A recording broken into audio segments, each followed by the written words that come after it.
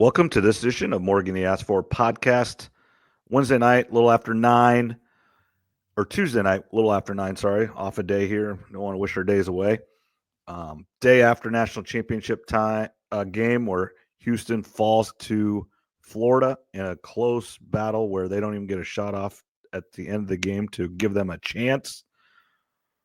But I do believe we need to start with, obviously most important in my sports fandom, but I think overall in the state of Iowa, this weekend and the last couple of days have been swirling that Joshua Jefferson, who has said he's coming back to Iowa State, the rumor mill started that he has been offered upwards of $3 million a year to go to an SEC program. And I'm just going to say it, LSU is the one that most people heard, but I have heard there was another one that was coming in late and offering him that. But he comes out today on the Iowa State men's basketball page and does affirm his commitment, saying I'm back.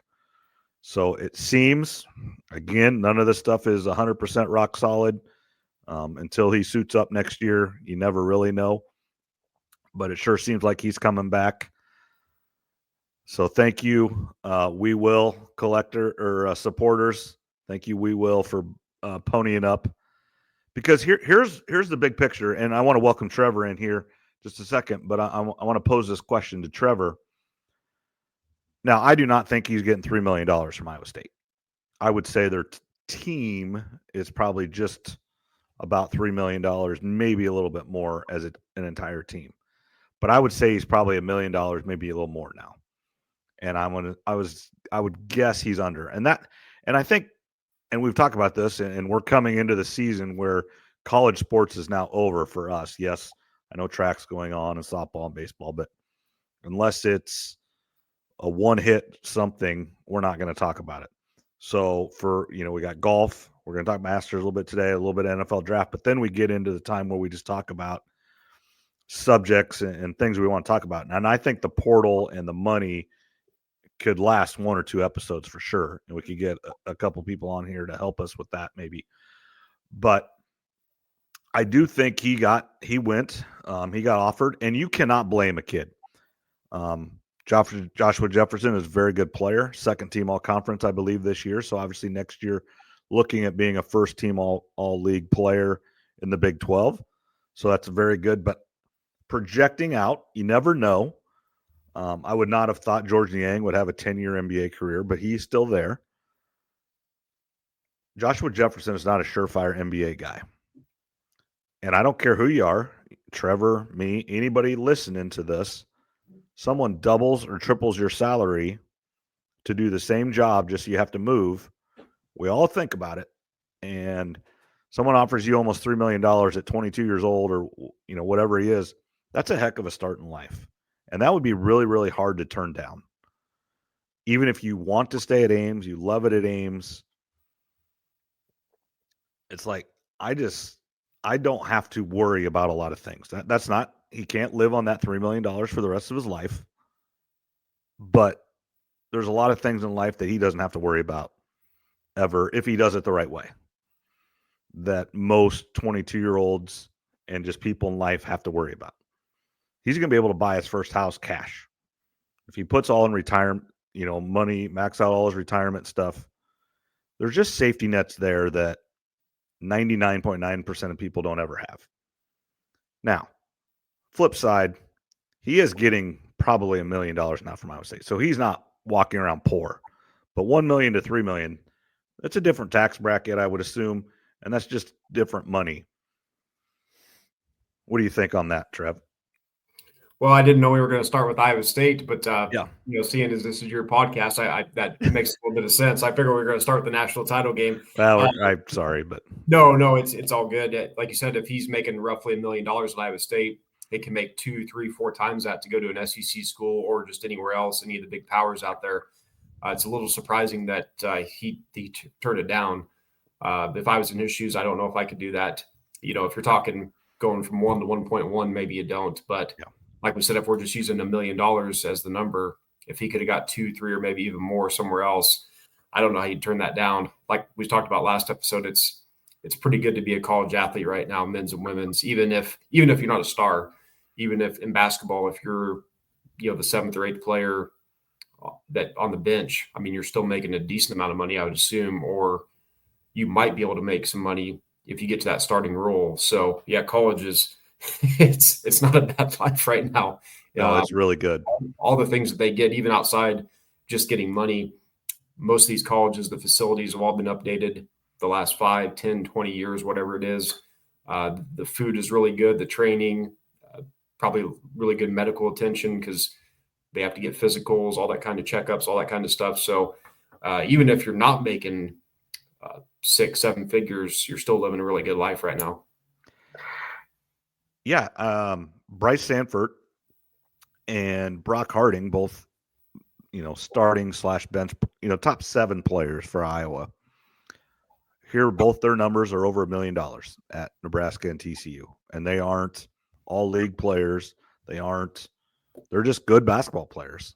And I would say Owen Freeman and Josh Dix, the 2 best players from Iowa that are still have college eligibility. Bryce Sanford is going to the NBA, but those guys are getting $1.5 to $2 million would be my guess at Creighton each. So it's crazy. Now here's the downside to this. Okay, so I would assume that Jefferson and Jefferson's people went to Iowa State and said, hey, we got this offer. What can you do to get him some more money? And that's how negotiations work. You can't blame him. You can't blame his people, whatever. He got off. Now, there's another argument to this that there's tampering. He's not in the transfer portal, so he shouldn't have this. He shouldn't have this. But let's live in the real world. It happens every day. People call, people make whatever. So obviously he goes to Iowa State, and Iowa State did what they could. Like, just for easy math, let's say he was going to get $750,000. Now he's getting $1 million. Just to make easy math and just make it easy. And I could be way off. I might be right on. I have no idea. If I'm Taman Lipsey and I'm Milan Monsilovic, agreed to their deals to come back, whatever that financial agreement is, because they're all getting paid. Nate Heisey's same way. Are like, well, he just got a 25% raise. Am I going to get a 25% raise? So all of a sudden, okay, so you just ponied up another $250,000. Well, now I got to pony up another $50,000 for Nate Heisey, another $100,000 for Taman Lipsey, and another $200,000 for Milan. So all of a sudden, you just went from $250,000 raise to almost $1 million raise. I mean, that's the craziness about this. That the one player making a change, I assume they all get raises. You would think that they, like you said, they'd be asking for it because the SEC schools, like you said, that were going after him, if they see that he gets more money, or that's the rumor out there, well, they know that Iowa State's invested that money into that one player, so they've got less to keep the other ones around. So now maybe they didn't get that player that they were going after originally. Let's go after option 2, option 3. And it's not just LSU looking at that, the team that you mentioned. It's all the good teams across the country going, okay, Iowa State just dished out a bunch of money to one player.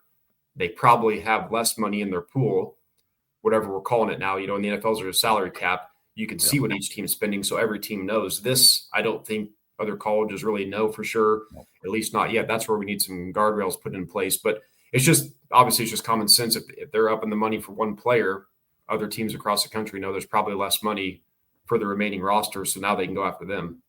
And I believe Iowa State right now has 2 open scholarships. And there's some theories and some talk that they might not fill them. They can't afford them. They just paid these guys all more money. Well, that was your 2 more guys on the bench that you could have paid. That's the reality of it too. Now, I do think you want to keep I would always keep one scholarship open until the season starts. And then you give like a walk on the just yearly scholarship, because you never know when they transfer. Like last year, Tony Bennett quit a week before the season started or whatever it was. And I would assume those players could have transferred right away.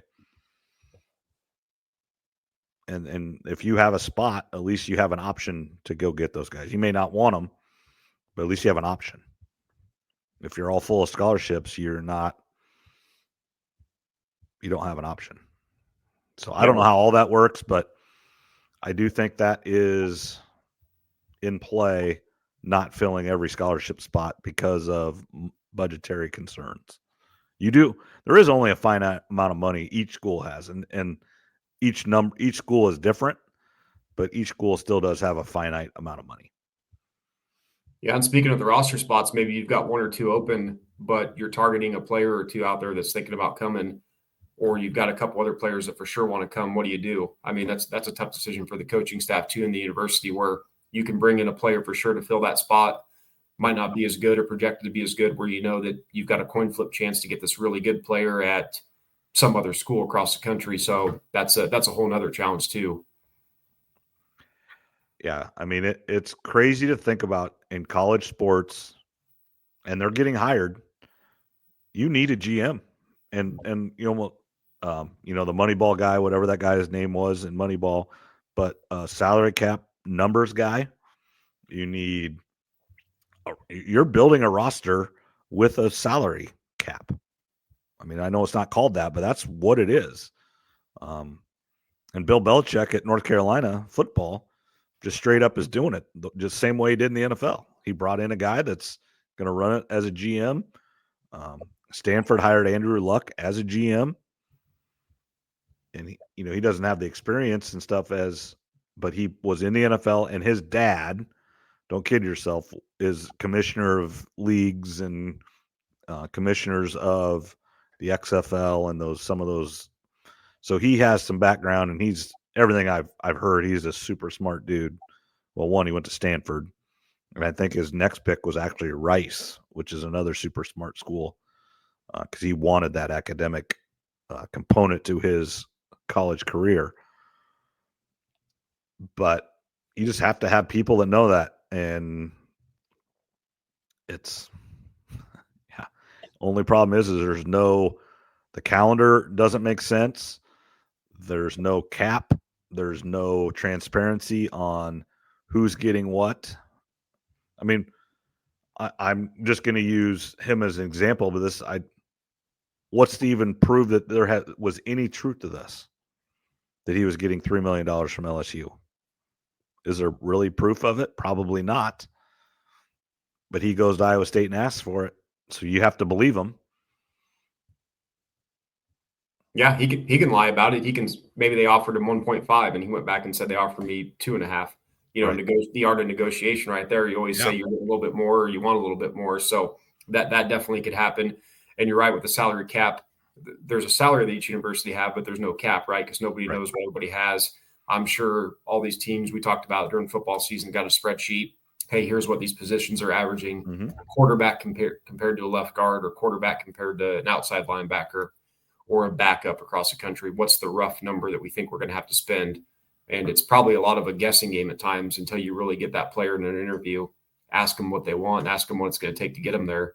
Until you get to that point, I'm sure it's a lot of guessing. You could be off by 50, 100, maybe $200,000 on any given player at a time.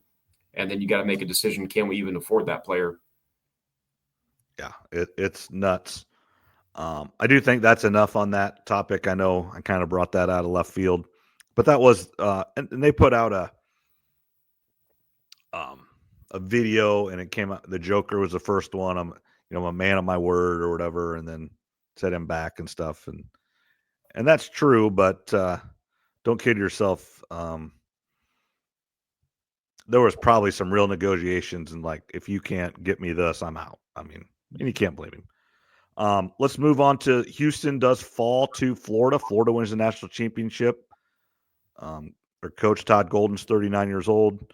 Youngest head coach to win a national title since when? Do you know this? I'd heard this. This is good. There's some good trivia here.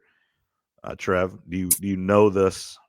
No, because they probably said it after the game. I turned it off right away because I bet on Houston to win it all when I was in Reno, Nevada, because you kind of sold me on Houston, which I'm glad you did. They made it to the game, you had a chance. But was it so close?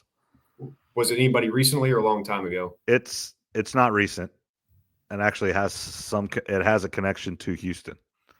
That should give you a pretty good hint, but maybe not. I don't know. Who was it? Jim Valvano was Okay. 37 when they beat North Carolina in 1984, so not recent at all, when they beat Houston. Houston's been to the championship game 3 times now and has not won. And then so Valvano was 37, and then the youngest coach, here's a good one. The youngest coach in modern NCAA, I mean, I shouldn't say this, but it might have been all time, but at least in modern NCAA, there's one guy even younger than that to win the first national title. There's another trivia for you. And it is a popular name. You'll know it as soon as you hear it. You say it's not John Wooden. You said modern, right? Yeah, I would say since like 1965. Okay. I don't know who. Tom Izzo? Nope. No, Valvano would have been before him. It's yeah, before right. Valvano, but after 1960. Bobby Knight, 35 in Okay, 1976 when they went undefeated. He was only 35 years old. Yeah, that's young. Yeah, I was going for Houston. You sold me on them. When I was at the casino, I was making some Masters picks. I bet on UConn women, which we'll get into them here in a little bit. I'm a little frustrated with myself. I didn't bet UConn women before the tournament because they were plus about 320. Right. When I bet them, they were minus 160. So I did end up doing well on that, but I didn't get anywhere near the return I could have if I would have just had the guts to bet them before the tournament. But I was rooting for Houston. I thought that would have been a good story. And really the story of the tournament, at least at the Final Four, is all the games are great, like we hoped and kind of predicted they would be. And every team that was down at half came back and won. So when Houston had that 3-point lead at half, I'm like, well, Florida's going to probably come back and win this thing. And I think that's the story is Florida came back double digits several times in the tournament. And they hit shots, and there's this one wasn't as crazy as like when they came back and beat Texas Tech in the Elite Eight to get to the Final Four.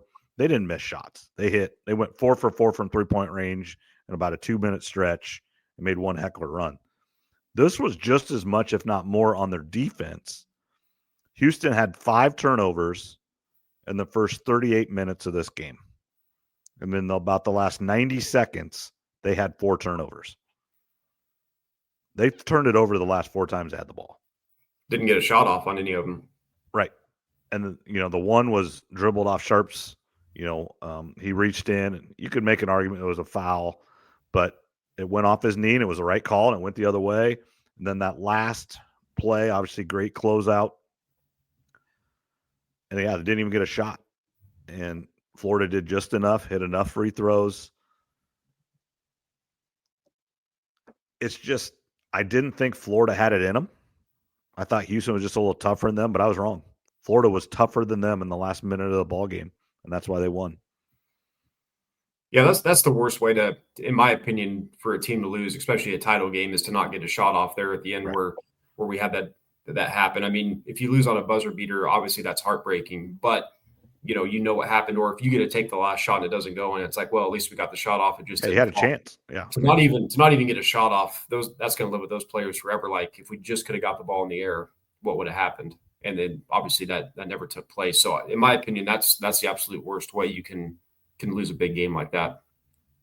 Yeah, and obviously they were going for the win. They were not going for the tie. I would like to see them go to the basket, and then if they kick out and get a good shot, that'd have been fine for the win. But at least attack, get the basketball into the lane, and then see what happens. Yeah, I noticed that too. It didn't really seem like they were trying to do that at the end. I know Walter Clayton Jr. for Florida. It seemed like every time I watched him in the tournament, he was making some big 3-point shot. I mean, just these great. He was covered a bunch, shooting off one leg. It seemed like a lot of times throughout the tournament. Walter Clayton Jr. I mean, he made some. Every time I was watching, it seemed like he made a big shot for Florida. Yeah, and he had 0 points. He didn't make a basket until under 8 minutes in this game. He had a couple free throw points, but I think he finished with 11, which 11 points in 8 minutes is pretty good. But that's what Houston does. They are not going to let your best player beat you. If you're going to beat them, someone else is going to do it. And Florida had enough guys to do that. How about there? Here's another stat for you. No freshmen played in that game. That goes to show you that, There's a lot of disappointed people at Iowa State right now that the last 2 years freshmen really haven't played besides Milan. Omaha Blue was 5-star all everything. This year you had a 4-star, shooter that was supposed to come in and play. The teams that are really good and the teams that are winning are older. Now, Florida was the exception, but Florida has 3 guys that are going to get drafted in the first 15 picks. Iowa State doesn't have them walking down the end of the bench and sitting there. They're good players, but they're not top 15 picks after their freshman year. Yeah, I know that was one of your keys to the game versus when we did the predictions for Houston versus Duke, and that was another that's an all-time comeback / collapse. People were trying to say it's both. both. It's not one or the other. It's both. Mm-hmm. I mean, Duke. If you'd have told me Duke scored 1 basket in the last 10 minutes, been like, no way. I would have bet my life savings on it. Not that it's much, but I'd have bet my life savings. No, you're gonna have more than 1 basket. Yeah, I was sitting there watching the game. Obviously, like I said, I went to the casino because you can't use DraftKings in Nevada, which is kind of strange. They want you to get to the casinos. Well, you can use other ones. So I downloaded William Hill. I haven't had that since Iowa, but then I'd say it's just like you got to go there and get your picture taken. I'm like, okay, whatever. So I had a meeting with a customer, and then I went to the casino to William Hill after. And so I made my bet on Houston. Because I wasn't going to pick Duke and I wasn't going to pick Florida because that's who everybody was picking. So it came down to Houston or Auburn. You mentioned Auburn had the injury, and I just thought what Houston did to Tennessee in that Elite Eight game, they looked the most dominant. So I was like, all right, I'll roll with Houston. That'll be my one team to bet on. And then when they're down, whatever it was, 12 points there against Duke, I'm just thinking, well, this thing's over. Not that I throw my tickets away. I keep them all in an envelope, but I'm like, well, that ticket's, worthless now. And then slowly but surely they come back. I thought it was over for sure when he got the technical for reaching in on the inbound pass. I'm like, well, this game's over. And then toward the end there, they got that turnover and he got a little bit of life again. And that's just an all-time comeback, choke, flounder, whatever you want to call it. But like you said, it's a little bit of both for both teams. Yeah, and you could make the argument it was the same here. I mean, Florida made some good plays, but Houston did choke it away a little bit. Now here, I want to get your feelings on this. I know a lot of people get on Iowa State fans. We complain about the refs a lot. But what do you think of this? 4 fouls called in the first half, 26 fouls called in the second half. And there was a stretch there where Florida had 4 fouls in like 9 seconds. And then Florida got the technical, and then it flipped. And it went Houston had about 4 fouls in about 2 minutes. It wasn't near as fast, but it just kind of switched. I do think the officials truly went into halftime and said, we have to change this. And that's not fair. And that's not right. A foul is a foul the entire time, the entire game. And that's what I don't like. Those officials went in and changed the way they were going to call it at halftime. And that's not fair to the players because they were doing the same exact things in the first half and they were not fouls. Then all of a sudden, I think Houston was in the bonus before the under 16 timeout because Florida just fouled the entire time in the first 4 minutes of the game coming out of halftime. And that's not fair to Florida, and then it wasn't fair to Houston when it flipped the other way. And the officials just stuck their nose in that game and wanted to make a point, and I don't like that. It needed – now, all 26 of those were probably fouls. But the problem is there probably should have been about 26 fouls called the first half, and then you might not have had to call 26 in the second half. Yeah, it sure seemed like there was a big difference between the first half and the second. Like you said, you wonder if they went in at half and made some adjustments, which they shouldn't do. Call it the same way in the first half as you do in the second. That's the way it should be. Now, when you call it technical, that's a little bit different. Right. Yep. I've heard referees say, you and Zach have refed, a lot of people have. There's a time where sometimes things are getting out of hand and you got to get the game under control. That's a technical is different, but going from 4 fouls in the first half to however many was in the second, it sure seemed like something was different for whatever reason. And it wasn't like there was 10 fouls called on Houston and 2 fouls on Florida or anything. It was even. So, it was just discrepancy overall. There's no way there's only 4 fouls in the first half and 26 in the second. That just doesn't, that's not possible. It's just they called the fouls in the second half and did not call them in the first. That's what's not right. Yeah, you don't like to see that. I mean, and I know we're going to get in the women here in a little bit, but I don't know if they do this on the men's side or not, but I know throughout the tournament they say they're judging officiating crews, each game throughout the tournament. Yep.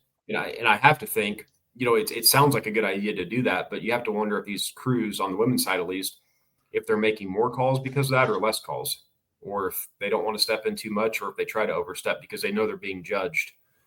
You should probably judge them or not, or, don't tell them you are judging them. So hopefully they call a game as fair as they can, but there's again, it's humans reffing a game. Basketball is really tough to ref. Yep. It's very fast. You can't see everything. It just, humans are going to make mistakes. But when you talk about that foul discrepancy from first half to second, it sure seems like they made a conscious decision at halftime to change it up, which they shouldn't have done. Yeah, I mean, they're being evaluated every game. When they referee Iowa State versus did you watch the game Monday? Okay. What's that? The Monday night game. Do you watch it last night? Yeah. Mm-hmm. When they interviewed Sampson, when they weren't, no one was shooting well, both teams, he goes, well, this isn't we're not playing Sasquatch University on a Monday night in December. Officials are graded against Sasquatch State in December, just like they are in the tournament. And I would assume those three officials were three of the top 5 or 6 graded officials throughout the entire season, or I sure hope so. If not, it was the best 3. So they need to make the correct call. So whether that's should be 50 fouls called in a game or 20 fouls called in a game, it needs to just be called correctly. So they're graded accordingly. That's what needs to happen, but it did not happen Monday night, and that was too bad. Yeah, that was one of the few negatives of the tournament or the championship game, at least that I could think of. And then of course Houston not getting a shot at the end. Yep. But other than that, though, the Final Four, the championship was great. I thought overall the tournament did really well. I saw the ratings were up. We're going to talk about ratings here a little bit on the women's side, but I was really happy with the Final Four, how it turned out as far as the competition on the court went. It was the 4-1 seeds. The games were all really good. Every team that was trailing at half came back and won, so there was drama in that aspect. The refs got a little bit too involved in the second half of the championship. But other than that, though, not a ton to complain about as far as the tournament as a whole, though. No, the games are really good. Sometimes we get blowouts. You could make an argument overall that the tournament was boring because there weren't the upsets, there weren't the buzzer beaters, anything like that. But I don't think anybody would argue that you had the two best teams, and if not the 2 best teams, 2 of the top teams in the country. There was no Cinderella, and there was no surprise any team was there. Those are 2 of the best teams. Now, obviously, if Houston and Duke play 10 times, it's not going to be Houston every time. And if Auburn and Florida play, it's not going to be Florida every time. So to say they're truly the best team on a given night, no. But they earned their way there, and they both proved it and played a great game on Monday. Yeah, it lived up to everything that we thought it would. We talked about it last week. A lot of people were complaining about 4 number 1s being there. That's most years. That's what I want to see. I want to see 3 number 1s and a 2 or a 3 seed in there, but I don't want to see 5, 7, 8, 7. Occasionally that's okay, but most years I want to see the best teams in the Final Four. Your comment last week was spot on, and I loved it. We need to give the committee a round of applause. They did it right. Yeah, nobody ever does that. That's not the cool thing to do. It's always just listen, as far as football and other sports go, it does seem like the committee messes some stuff up. That's going to happen when you have a committee. Sometimes, like we like to joke around with Zach, sometimes you need a dictator to come in and just say this is how it's going to be. But when you've got 10, 12, 15 different minds and opinions going into something, it's always going to be a little bit skewed. But yeah, no, the committee got it right. All 4 1s, 3 2s, and a 3 seed in the Elite 8. I don't necessarily want to see that every single year, but occasionally like this, I'm happy to see it because we know those are the best teams and should give us the best games. All right, let's change gears here to the women's championship game. UConn, South Carolina, the top 2 teams. UConn, the best program over the last 30 years, not close. South Carolina's probably second now, but it's really just been about the last 10 years or so for them. Am I right in that? About Yeah, 5 to 7. Yeah, Yeah. you call it 10 years. Yeah. So, and it was a beatdown.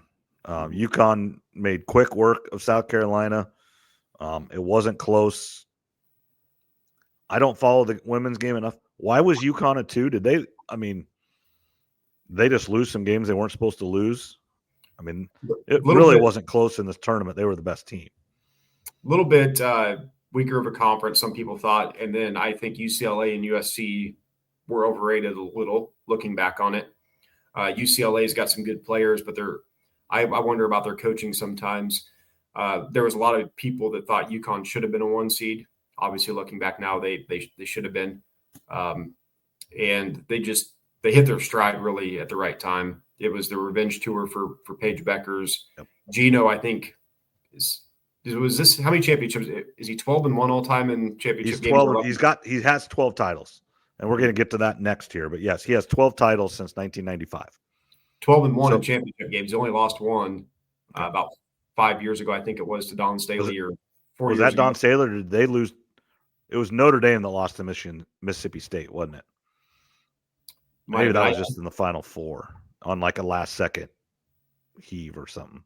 I think you're right. I think Gino's only lost to come to Don Staley, but I'd have to double-check it. But regardless, they just cooked throughout the tournament. They couldn't be stopped. And like I said, when I bet them when I was in Reno at the casino, it was before the Final Four games had been played, and they were minus 160 to win it all. I don't really like those minus numbers, but I threw a big bet on them. That's how confident I was. Now I messed up on the Texas SC game. I thought Texas would make it, but regardless, UConn was clearly the best team. Yeah, the game was never close. Don Staley sat most of the game and didn't even, because they were just outmatched. I mean, she knew it. Everybody knew it. So let's get to viewership for the women. Let's go back 1 year. Semifinal game. UConn is playing in the same semifinal game against the Iowa Hawkeyes. 14.2 million people watched that game. This last Friday night, semifinal game, UConn versus number 1 UCLA, the top overall seed in the tournament. And I know you can have an argument whether they should have been or not, but they were the number 1 overall, number 1 seed in the tournament, 4.1 million. So over 10 million less people watched the exact same game with half of the same exact team. So it just replaced UCLA. It's still Big Ten team. UCLA, I don't know their women's history, but obviously UCLA basketball has great history. 10 million less people for the same game. Yeah, so I think this Final Four and then the championship, kind of combining them both, I think this was the third most watched of all time. But yeah, and that is the argument that people are making, is and overall it's still great, but it is not Caitlin Clark great. Yeah, I mean, it shows that the women's game is growing, which it is, but it also shows you that everybody's just kind of full of crap when they say it's not, that Caitlin Clark isn't, the biggest reason. She is. Obviously, we see that in the viewership. The numbers prove it. She's the biggest reason, even though both things can be true at the same time. The women's game is growing, but the biggest reason for it is Caitlin Clark. The numbers are right there, and I'm sure people over on ESPN will try to deny it or not even bring it up. That's what they like to do, or try to skew the numbers. So both things are true. Caitlin's the needle mover. There's no denying it now. I know it's going to upset some people, but Paige Beckers, like you said, and UConn were in this game a year ago in the Final Four. You just replace Iowa with UCLA, 10.1 less million viewers. There's really no argument.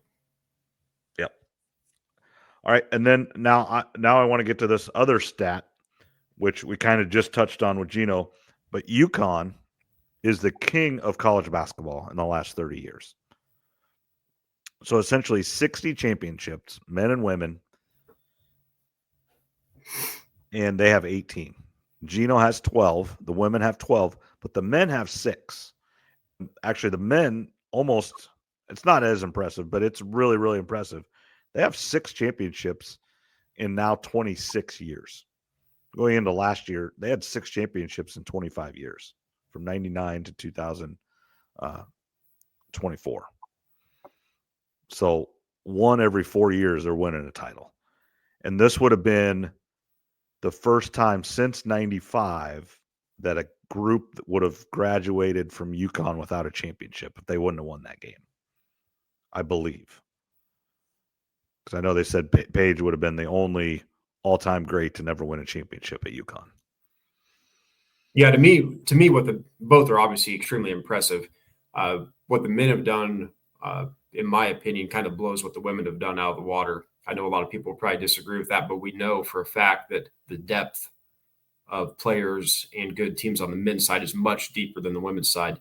Part of that's a reason because women haven't been encouraged to play sports as long as men have throughout history. So it's gonna take time, which is happening right now, for the women's teams to be more diverse, more depth, where more teams have a chance to win it. So both are extremely impressive, regardless. So if you're a fan of UConn, men's, women's, both, whatever, the last 25 years, you're doing about as well as any fan can of the major sports. Oh, absolutely. It's not close. And then just throw Florida in there. Mm-hmm. They have 3 championships since 2007. I think they won 7 and 8, and then this year. So in 15 years, less than 15 years, they have 3. It's pretty good too. I think I saw something that they're the only program to have 3 in basketball and 3 in football. Yeah. Or something. And that's what they're talking next year. I mean, I don't think they're ready, but one of those back-to-back years in basketball, they won the football too. So they actually won both in 7 or 8. I can't remember which one, but Urban Meyer won his one at Florida. Yeah, so Florida is one of the best all-around schools, you know. And the thing about UConn men's basketball is, you know, they didn't win championships going back to 1960s or 70s or 80s like North Carolina or Kansas. Duke, I think, started really in the 70s. They were already pretty good when Coach K got there. They were in Final Fours. I don't know how many championships they had or if they had any, but they were in Final Fours before Coach K got there. Now, he changed the program and changed it so they won championships, but I still think he only has 5, I believe, and UConn has 6 under 3 head coaches. Calhoun's got 3. Kevin Ollie has 1, and then Hurley has 2. I believe that's how it worked. It broke down. Yeah, I believe Coach K's got 5, like you said. So yeah, it's extremely impressive what they've done. I mean, that's a basketball powerhouse there at UConn, both men's and women's. Looking at a couple future lines for the women's championship next year, if you're just looking ahead at odds, USC is 12-1.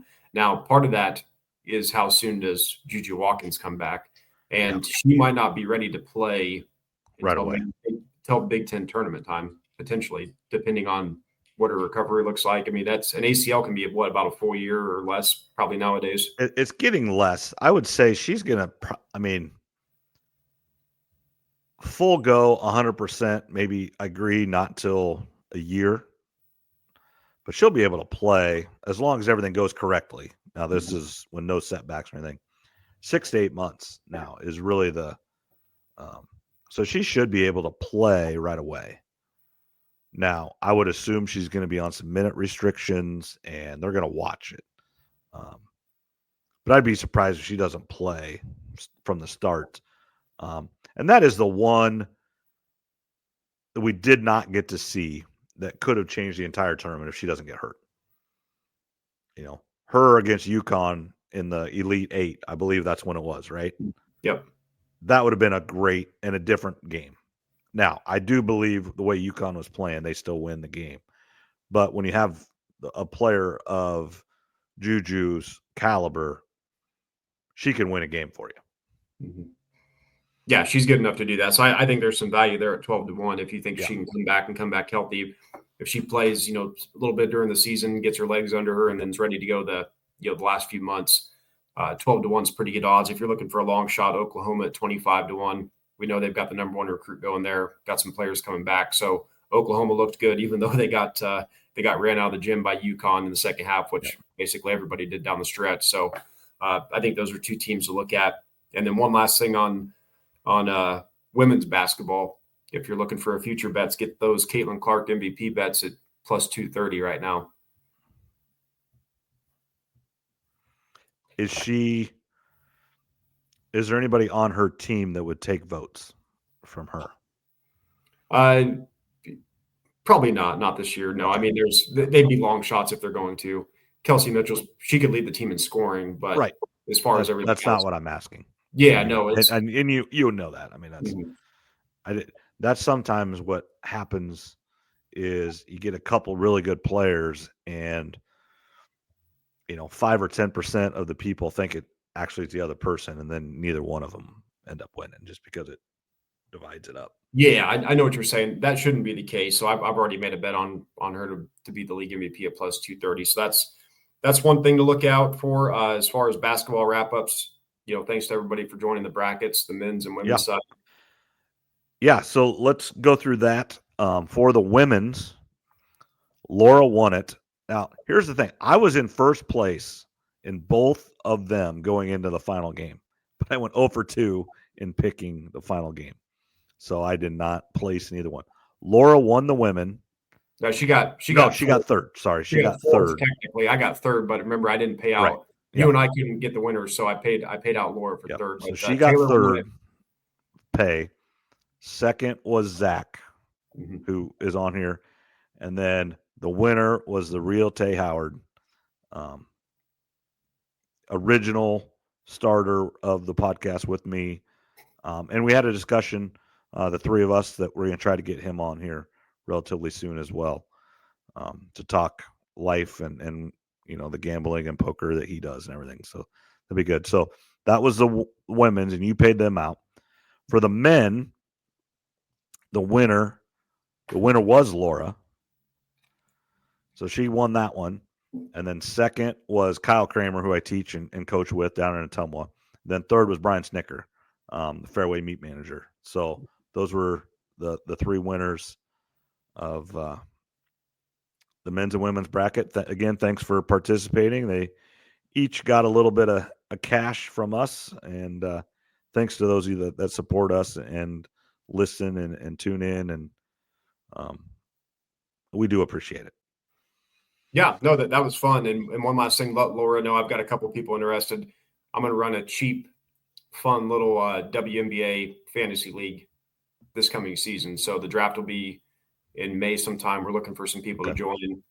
We need a couple more at least to get to about 6 teams. So it'll be something maybe like a cheap little buy-in or something, nothing crazy. It's just to get some more people interested watching and something fun to kind of keep track along during the summer for the WNBA season. Yep, sounds good. Yeah, just send us the information and we'll probably participate. It looks pretty simple. I mean, it looks like you set.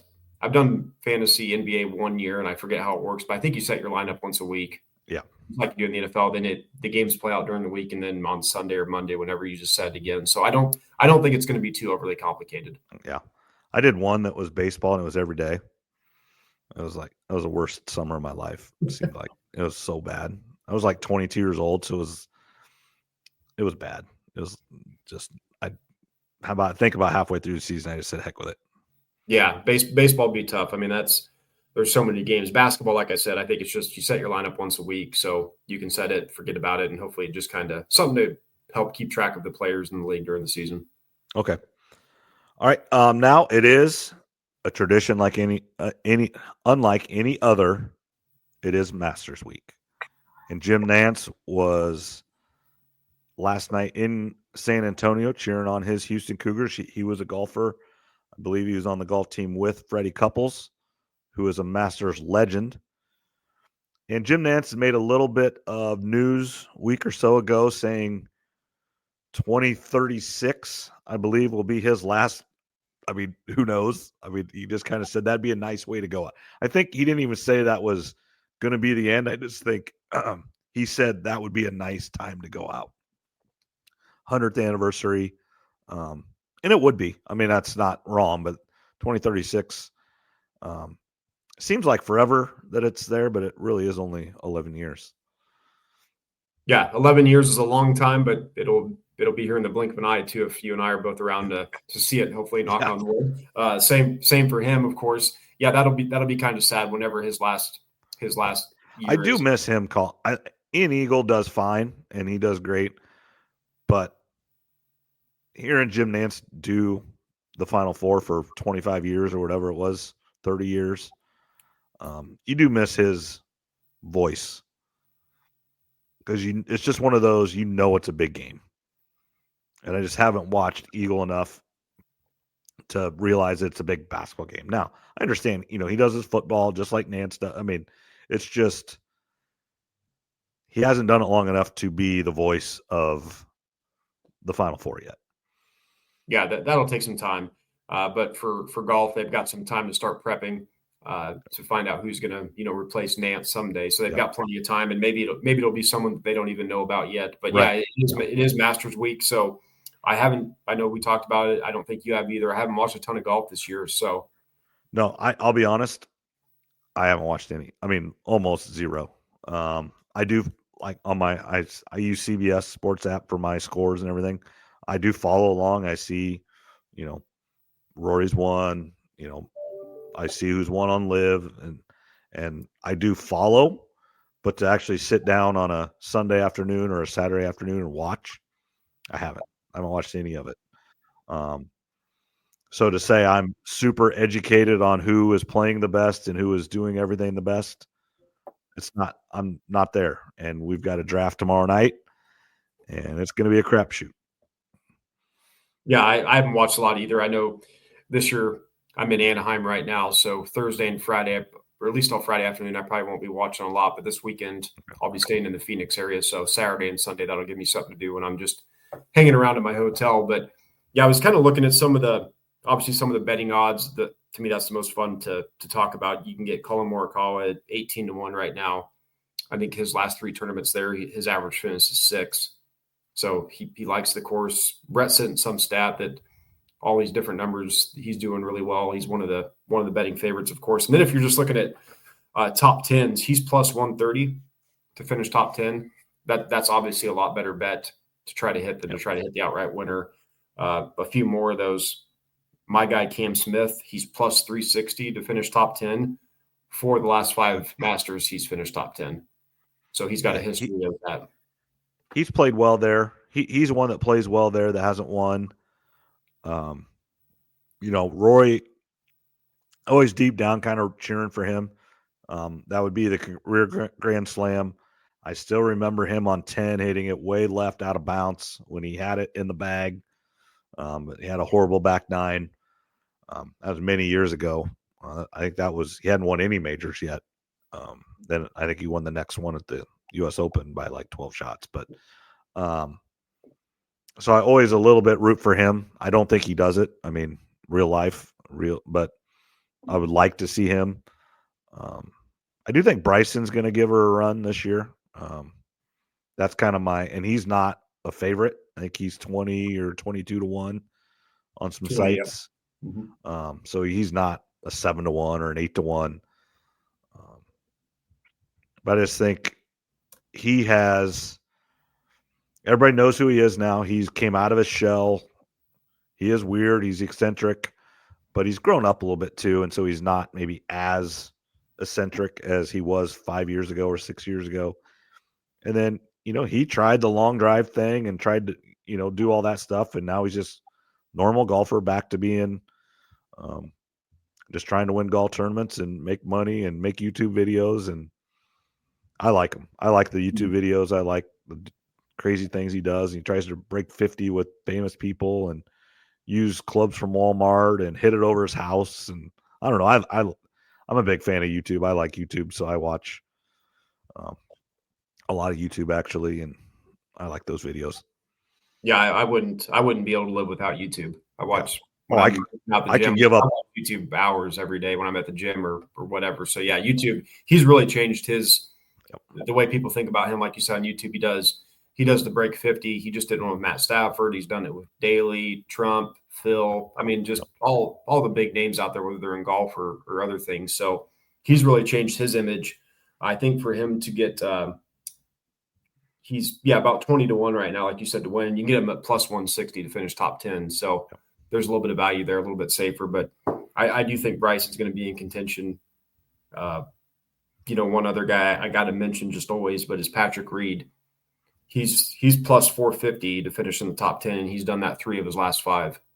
How is he doing in Live? Do you know? Have any idea? I don't know exactly. I thought a few weeks ago I saw he was getting ready to win a tournament, a non-Live one maybe it was. I think he's been doing okay. So, Patrick Reed is a guy that he's probably always going to play pretty well at Augusta. He likes the course. I think he grew up or was born in the area there. He's won it before. Well, yeah. I know he went to Georgia, got kicked off for cheating, and went to Augusta State. Mm-hmm. So, yeah, I would say he's from Georgia or somewhere around there, yeah. And he's 100 to 1 to win. So I did bet on him at 100 to 1. I mean, he's a past champ. It's worth a dollar or two. Yeah, that's one of my long shots that I bet on. And of course, Brooks Koepka is also going for the career Grand Slam. He's got 3 top 10s out of his last 6, but he also has 2 missed cuts. But we know how Brooks is when it comes to major time. He's a guy that can literally not play in any tournaments, show up to the course and finish 3rd. Yeah, he's one. I like listening to him because he just tells it like it is. He's like, well, I'm better than half the field, so there's half the field gone. The other half of the field's not won a major, so there's half of the half. They suck. And then I'll play with 4 of the others.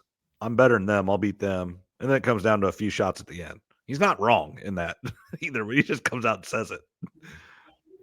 Yeah, that's why he's one of the best of the generation. I mean, that's his mentality. So it's the Tiger theory too. I mean, Tiger's the same way. Tiger was better than 3/4 when he walked on the course. So he wanted to beat a quarter, and he was going to play with some of them. So they're done because he doesn't lose heads up. And then it comes down to a few shots. I mean, not rocket science.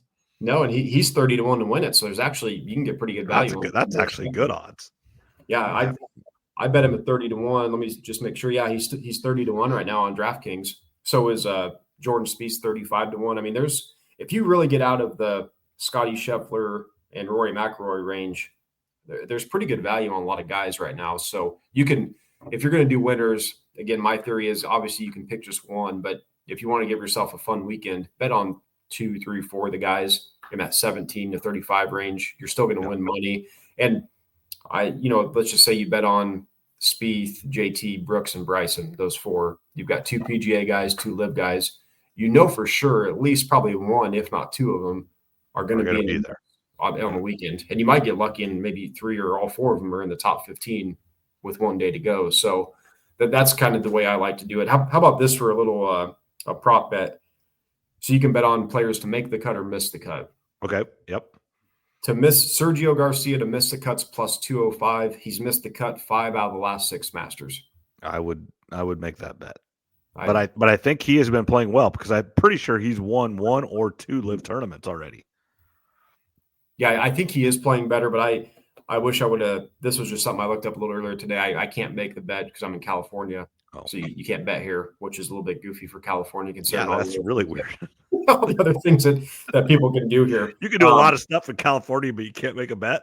Yeah, you can't, not sports betting. So I wish I would have seen that. I would have bet, plus 205. I would have threw, maybe 10 or 20 bucks on that for Sergio to miss the cut. So I thought that was a good little prop bet there. And then some other fun ones where you really can get good odds is just the round 1 leader. Yep. That's one where I think that's a Fred Couples, Bernard Langer, this crazy ones like that. You can get Justin Rose at 65 to 1. Okay. He was the day 1 leader in 2021. You can get Victor Hovland at 40 to 1. He was the day 1 leader in 2023. If you kind of wanted to hedge your bet a little bit, if you wanted to bet Sergio to miss the cut at plus 205, you could also bet him just to protect yourself a little, not fully, of course, but to be the round 1 leader at 60 to 1. Okay. So, I mean, I think you can get Scotty Scheffler and Rory at like 12 to 14 to 1 to be the round 1 leader. So if you don't want to bet winner, you can throw a few bets on guys just to be the round 1 outright leader. Which and then I think you can bet heads up too, right? Yeah, and there's a bunch on there. I didn't write down heads up, but you can I assume on DraftKings and a lot of them you can bet heads up or you can bet the different groups. Okay. So they'll have Group A that have 5 golfers and you pick one, and you can get pretty good odds on them. Or if you want to do a parlay, I think I looked at one that was betting Brooks Koepka, Cam Smith, and Patrick Reed all to win their grouping of 5 or 6 players. Yep. And I think it said a $10 bet would have paid out 5,000. Oh, so the odds were really, now again, each of those 3 players have to beat the other 4 or 5 in their Right. group. So the odds of hitting that there's a reason it pays out that much. You're probably not going to hit it, but I was just looking at that. I think those would be kind of fun. Obviously, I didn't make any of those before I left Nevada, so I can't make any of those. But those are ones that I think would be kind of fun if you haven't placed any bets yet. Yeah, do you think McIlroy is just? I mean, I know he's playing pretty well right now, but I just think he's just got too low odds to make the bet. Don't you think? I mean, I think Scheffler's odds are there for a reason because, I mean, I think he's that good. Now, he hasn't played as well this year as he did a year ago at this time, but he's earned that.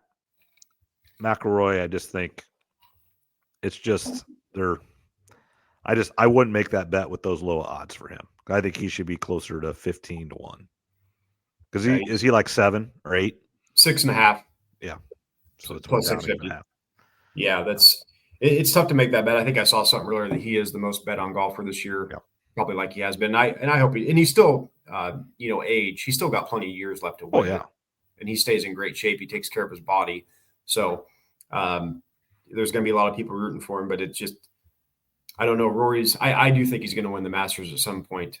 I just don't know if it's going to be this year. And like you said, at plus 650, I'd rather him be at 10-1 or 12-1 if I'm going to lay money. When I was at the casino, I thought about, when I walked away, I had my list of golfers that I bet on, and I'm thinking, should I bet on Rory? That was the one guy. I wasn't thinking about Scotty Scheffler. I wasn't thinking about anybody else. It was Rory, and I didn't place a bet on him. So he may be a guy that, depending where I draft for our draft tomorrow night with our friend, maybe I can snag him up there because that's probably what I'm going to do. Any of the golfers that I didn't bet on for our draft, that's take the others, so that way you just have more people to cheer for. Yeah, then I can add 3 more guys to my golf team, as I call it, right? And try to hit on them. So yeah, I do think Rory will get the Masters at some point. I just think he's too good of a player. I do think he'll get the career Grand Slam. I don't know if it's going to be this one or not. And I have not looked close enough. I know we're still a few days out, but at the weather, what it's going to do there. I know north of there has gotten a ton of rain, like Kentucky and Missouri and Arkansas and Tennessee and stuff, but I don't know about southern Georgia there. So it looks like I just pulled it up real quick. Looks like there's a Thursday, Saturday, and Sunday should be fine, and there's a 65% chance of rain on Friday. So I was going to say if it was, the weather could change, of course. If it rains late Wednesday night, or if it's going to rain on Thursday, that brings that round 1 leader in. Maybe you can look at the tee times of those players, and if they're going to play after it rains, where they can be a little bit more aggressive, maybe those are players to target depending on the weather. But right now, it looks like it is going to be clear on Thursday. Yeah, I know Monday was was rainy, because I know I think they cleared the course and everything was closed, and that would suck. Like, if you get that practice round, you have Monday's practice round, you're super excited, get on the course and everything, and then they cancel it or you have to go off of it before it. That would suck bad. Yeah, that happened to our friend Brett, to his dad. Paul Foster won a practice round, and he went one year, and I think he was on the course for maybe an hour, and then they had to leave because of the weather. So that would suck. I mean, I'd still make the trip for it. I've always thought too, you got to apply for do you apply for the tickets every year for the lottery to win them? So I've always thought, how would you do it if, let's say, you won 4 tickets to Thursday, Friday, Saturday, and Sunday? What I would want to do, because I assume the person that wins has to go each day, I'd want to take 3 different friends each day if they can make the trip. That way, lots of people get to experience it. Yeah, it would be. Did you hear that story of the guy that they took his tickets this year? He won tickets in the lottery, made the plane ticket, made reservations at hotel, whatever he's doing. And then about a week or 10 days ago, he got a letter from the Masters. Your ticket is revoked because we saw your ticket online being sold, and you are removed from ever getting a chance to get tickets again, and you will never be on property And he's like, I didn't do it. And they won't answer his call. They won't answer an email or anything. And he is saying that he went and found somebody on Facebook, made a copy of all his stuff, and then put it online that he was going to sell it, and it cost him his tickets. Well, That would first of all, suck really bad. that would suck. And that doesn't surprise me that the Masters did something because we know how they are. They're protective about everything. Second of all, yeah, that would be absolutely terrible if that happened to you. That's, basically identity fraud, just not to the same extent. But yeah, that would suck if somebody could find out if you won tickets or what your barcode number was or any of that type of stuff. And Right. It's one of those, you can't tell anybody that you got the tickets. or you don't show anybody, that's for sure. You keep them sealed away. I don't even know how that would work, but yeah, I didn't read that story, but that's a once in a lifetime trip. And then now all of a sudden you don't get to go. And the Masters are telling you, not only do you not get to go, you never get to go potentially. Right. And who knows if they'll ever, now if this blows up big enough in the media, I'm sure they'll get a hold of him and try to figure it out. He might get better tickets because of this, but I'm sure at first they were like, I'm sure they don't answer people's calls or get back to people. We know how selective they are. That would suck. Yeah. It'd suck for just lots of reasons. And the main reason is just you don't get to go to the Masters. And then all the other identity theft and just all that stuff sucks too. But and the money one reason is you don't get to go to the Masters. Yeah, that's awful. You hate that there's people out there like that do that stuff, but there is. All right. Last thing, the NFL draft is 2 weeks away from Thursday. So when the Masters starts, it is 2 weeks away from the NFL draft. That is coming on quickly. And I know you got a couple things on the NFL draft. That's one of your favorite events of the year. Yeah, draft is coming up. I started looking at player over-unders recently, and I don't have a ton that I'm feeling great about. The one bet I am going to make is Emeka Egbuka, the wide receiver out of Ohio State. His over-under right now is 29.5. And that's at minus 140 odds. I'm going to bet the under on that. And for those listening, over-under that, I'm going to bet under 29.5, meaning he has to be selected in the first 29 picks. If he goes pick 30 or later, I would lose the bet. So Emeka Egbuka under 29.5, minus 140 odds. And then one that I don't know what to do with this one yet, but it really stuck out to me. Jackson Dart, quarterback out of Mississippi. His over-under right now is 24.5, and his under is minus 210. So DraftKings does think he will be a first-round pick. Okay. Betting odds. My initial thought was over, but when I saw the under was minus 210, that tells me the people out in the desert know something that maybe some of us don't right now. So Jackson Dart is looking like potentially a first-round pick as of right now. And the people in the desert know a lot. Mm-hmm. They're not in the game to lose money. Yeah, they're not. That's like I said, when I first saw that, I thought, I bet the over on that. And then I looked at what the odds were. So that just surprised me a little bit. This is one of those drafts I haven't kept up quite as much. And just generally, it seems like the last few years, I can't pay as much attention as I'd like to with mock drafts and this other stuff, just with work and travel. When I was a kid, I could spend a lot more time wasting time just doing that. So I don't get to pay as much attention as I'd like to on it. Those are two right now. Like I said, the Emeka Egbuka one I am going to make when I get back somewhere where I can place the bet. And then one non-draft number that I did see, and this is a team that most of our lives there's been an overcorrection the wrong way of they get overhyped, and it's the Dallas Cowboy win total. Right now it's 7.5. They won 7 games this year with Dak missing a bunch of time, and I would bet the over 7.5 at plus 105. I think it's shifted, and you and I aren't Dallas fans. We love to see them lose, but Dallas they're a pretty decently run organization. I know the Joneses get made fun of a lot, but they're usually not terrible.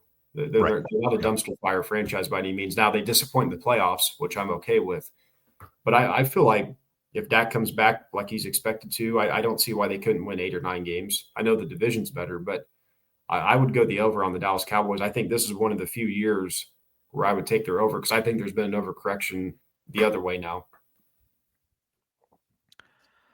Yeah, I mean, I just think, Dallas it's one of those. They're maybe not. They're similar to the Vikings. They're never horrible, but yet they don't get to the promised land either. They'll win their division every once in a while, not all the time. They get to the playoffs probably more times than not, but yet you also don't see them drafting first overall or second overall very often. Now they have, both of them have, but not. That's not their more times than not they're 8-8 or 9-7 or 10-7, whatever it is now. But when 16 games, they were always the 7-9 to 9-7 more times than not. Yeah, they're not the Jets or the Browns or some of these dumpster franchises. I mean, they're decently well run. The only thing that I can think of is their offensive line is not going to be as good. They lost McCarthy, and I'm starting to see some things out of Jerry Jones the last few years that remind me of Al Davis. Al Davis is one of the probably the 10 most important people in the history of the NFL. Oh, yeah. When he was younger. Now, his last 10 years with the Raiders, he lost his fastball. He got old. He made a bunch of bad decisions. My only hesitation is I wonder, is that happening to Jerry Jones right now? Is he going to kind of fade away like Al Davis did? Last year, he was speaking about players they wanted to draft. Brooks, the running back out of Texas. And then he obviously got drafted before Dallas can make the selection. So that's my only little bit of hesitation is I wonder, are the Cowboys and Jerry Jones kind of turning into what Al Davis did toward the end? But if that's not the case, I actually like the Cowboys over 7.5 wins at plus 105. Yeah, those are good. But as far as that, anything else on the draft, we'll start getting into that more next week. We'll recap the Masters, of course. The WNBA draft is Monday night. We'll see. The Fever got picked 19 and 20 in the draft as of right now. I looked at the mock draft the other day. Lucy Olson is projected to get drafted. She played an all-star game, so it'll be interesting to see if she does get drafted, where she goes. We'll recap that a little bit, and then the next 2 weeks, probably the next 3 weeks even, because we'll do an after-draft recap. Yep. We'll really be focused on the NFL draft. And we could do an extra one or two episodes if needed during the draft week for sure, if needed. Yeah, we'll see. We'll see where Shedeur ends up. If there's any big trades, where's Ashton Genty go? What do your Bears do? There's a lot of unknowns other than really, Cam Ward should go number one. Yep. Outside of that, do the Browns or Giants take a quarterback, or do they both pass on a quarterback this year? Yeah, just a couple, kind of getting some cool analytic things. I clicked on a button here that I hadn't clicked on before or whatever. 9 people watching us on Twitter or X. Thank you to those of you that are watching there. And then a couple people on Facebook. And I don't know for sure, but I think I don't have enough followers and stuff on either one of them to see the comments. But if you guys would go to YouTube and we're about done here, so maybe not this week, but going forward, it's on YouTube live as well. And in that situation, you can make a comment, right, that we can see right away. And we could answer a question or just comment on a topic that you want us to hit or whatever. But thanks to those 11 people watching live, and then, anywhere, on Steve Shetler Media, thanks a lot. Sometimes I go look at that after a few days, and it's 100 to 300 people watch that. That's great. We get 50, 60, 70 people on our different platforms. So just thanks everybody for listening. Or watching, however you consume it. We do appreciate it. Thank you. Just, if you could rate it 5 stars or whatever stars you think it is. And then also follow on your favorite podcast player on YouTube and all those stuff. It does help, and it helps us get out to more people. And that's what it's all about. We're just here having fun. A couple guys talking Midwest sports, and it's kind of fun to do. Yeah, I know I can't see any comments on my end, but I did just get a little. Taylor must have mentioned something on Facebook, so I'll have to take a look at that. But yeah, when he texted us the other night, we're going to have him on because of the big win. I wasn't even thinking of the bracket challenge. I just thought I was thinking. You thought he won a poker tournament. Yeah, I just checked into my hotel and I saw that text come up. I'm like, did he just win a poker tournament? So I sent that text, and then of course the first thing I do is go to Facebook to see if he posted that he won a poker tournament. He's like, no, I won the women's bracket. I'm like, well, that's not exciting, but no, We'll get him on the World Series. I think the World Series is always in June or July, Yeah. in the summertime, but we got to get him on, even if we do it like a month before. Want to ask him some poker questions, how the game's changed. Want to get his top 10 poker players of all time, and then just some general thoughts about the game of poker, because I know when we were in junior high and high school, we used to play it all the time, as I'm sure you guys did. Yep. I haven't played poker in a while now. Chris Moneymaker and Doyle Brunson, those guys kind of made it famous, but there's so many other great players out there over the years. I'd like to get his opinions on. Absolutely. All right. Anything else, Trevor? We're a little over an hour here. We always try to keep it right about there, but no, nothing else. Like I said, we'll be back next week. Yep. We'll recap the Masters and anything else that's happened. Awesome. All right. Thanks a lot, Trevor. We'll talk to you later. All right. Talk to you next week.